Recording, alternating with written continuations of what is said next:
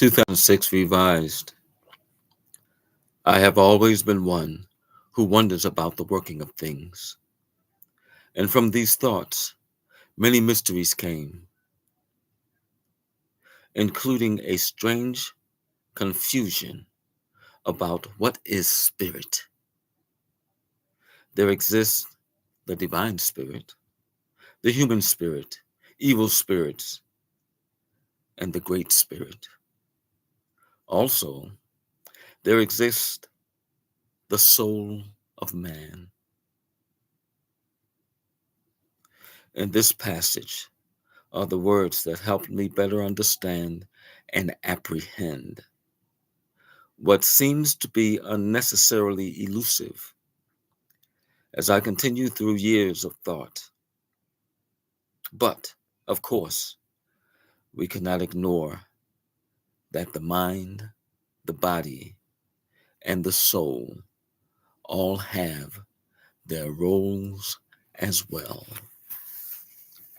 This is entitled Mind, Body, and Spirit.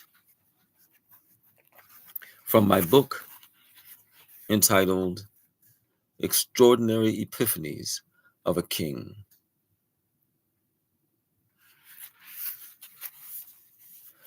The renewing of our minds is most important.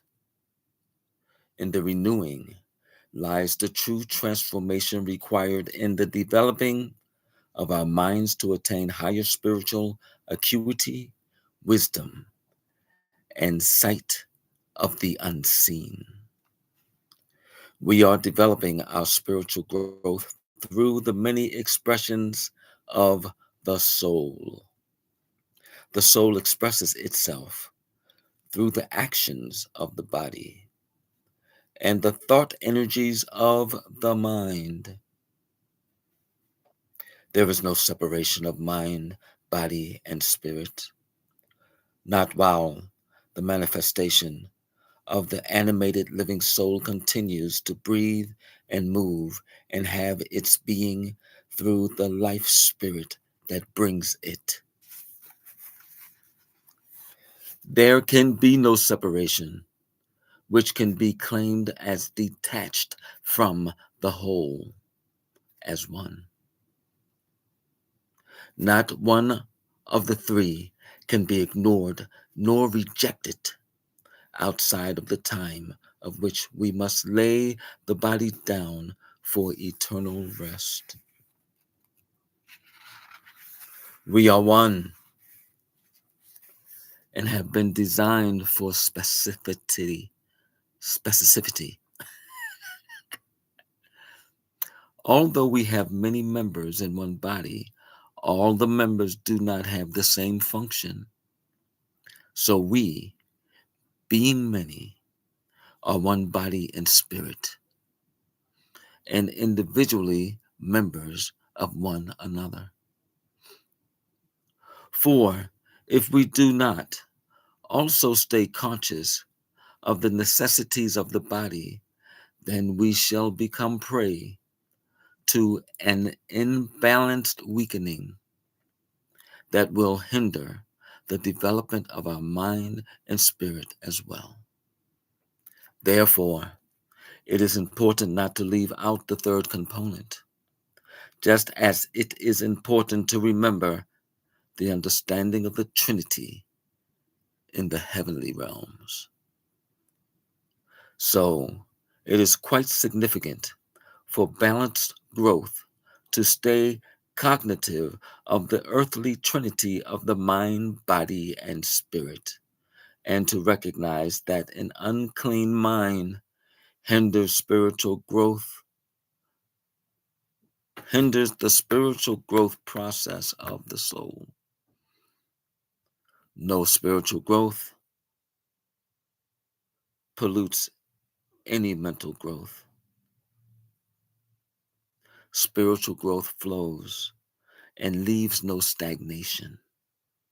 Just as water that does not flow would eventually become stagnant if it is not allowed to flow with the fluidity of that which keeps it alive. The temple which is the body, must be maintained accordingly, just as would any integral part of a beautifully flowing fountain ought to be. This must be done in order to maintain the continued beauty, strength, and development of the mind and spirit, to attain its higher calling beyond our moment of now. These, these accomplishments are most necessary so that there be no breach to the foundation of the truth of living. Well being is a gift of the God force that brought us into existence through love. 4. It is the weakened body that will render the entire being as prey to an unnecessary vulnerability of the mind and spirit that should not be, if not attended properly and with loving care. Without the appropriate considerations to the acknowledgement that the whole is one, the repercussions of neglect will leave room for weakened thoughts and the susceptibility to temptations, illness, maladjustments, and dis-ease. Henceforth, it is important to understand that the mind, body, and spirit in this realm are one and should never be seen as separate from one or the other.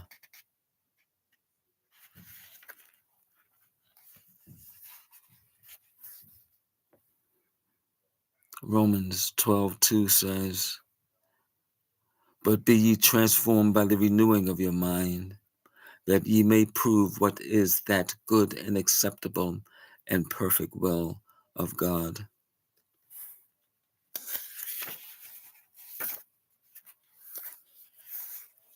Living through it from the depths of a living source comes words into the consciousness that is transcribed into script. These are the expressions that are relayed from the inspiration of living through it all, never being defeated, never totally giving in, never ever selling out that which you believe in with all of your heart and soul for something of lesser value. This is living through the storm without staying in the storm. But as always, the struggle shall continue. That is the essence of living. Resistance is always a continuing factor as life continues within this current realm. Just as gravity continually has a downward pull on all things in this realm, we must forever be striving towards upper heights of life. For in it, life is living, and death is merely a beginning unknown. Where and when is much more than a matter of chance. It's our moments of choice that determine whether we win or whether we lose. For no one can live life unto themselves. I am king, and I approve this message. Thank you for allowing me to share.